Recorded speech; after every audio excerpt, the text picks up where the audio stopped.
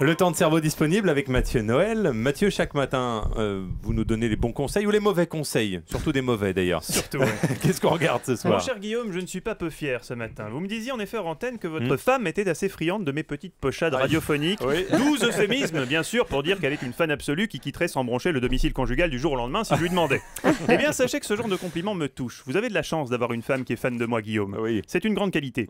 Et d'un certain côté, votre femme aussi a de la chance d'avoir un époux aussi fringant et dynamique que vous. D'ailleurs, je suis sûr que vous êtes un mari épatant et que votre femme ne tarit pas d'éloges sur vous. T'es nul, inexistant, t'as rien dans le ventre, Oula. pas de couilles, tu sers Non, à rien. non, on va pas s'immiscer dans vos problèmes de couple, Guillaume. Moi, je suis pour la paix des ménages. C'est pourquoi ce soir, on va se partager les tâches. Vous changez la caisse du chat et moi, j'emmène votre femme en croisière.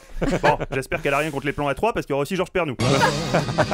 Et forcément, t'as là ça sur France 3. Bon, on va en parler dans un instant. Qu'est-ce qu'on zappe d'abord? Ce soir, on zappe d'abord TF1 et le retour de Pascal le grand frère. Vous savez, cet éducateur qui reprend en main l'éducation des ados rebelles. Sa méthode est simple, un peu de psychologie et beaucoup d'allopathie. Je vais finir par distribuer des petits bonbons salueurs à tout le monde et il y aura moins de bruit, croyez-moi. C'est sûr qu'en matière de psychologie, les influences de Pascal se situent plutôt du côté de Sébastien Chabal que de Françoise Dolto.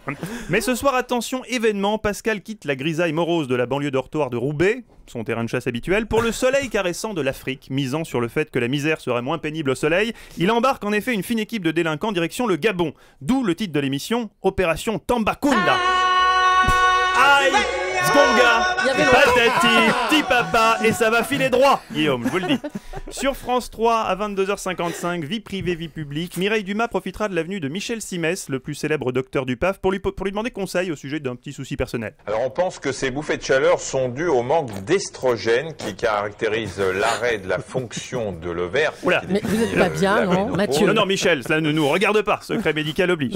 Enfin, à noter en deuxième partie de soirée sur France 4, un documentaire édifiant sur la crise que traversent les agriculteurs, Julie. Ça s'intitule « Agriculteurs au bord du désespoir ». Heureusement, même au bord du désespoir, il leur reste toujours une aide précieuse. Avec une petite goutte de gnôle, eh ben on est bon, on est encore bon pour longtemps. Ouais, je pensais plutôt aux subventions de la politique agricole commune, mais enfin, c'est vrai que ça peut aider aussi.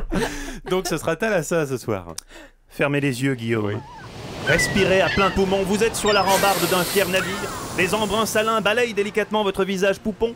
Les souvenirs affleurent comme ces vacances à la Baule avec vos parents, quand vous construisiez des châteaux de sable, ça vous paraît hier, alors que c'était l'été dernier. Un sentiment de toute puissance vous envahit. Doucement Guigui, vous en parlez pas non plus, c'est juste à la ça.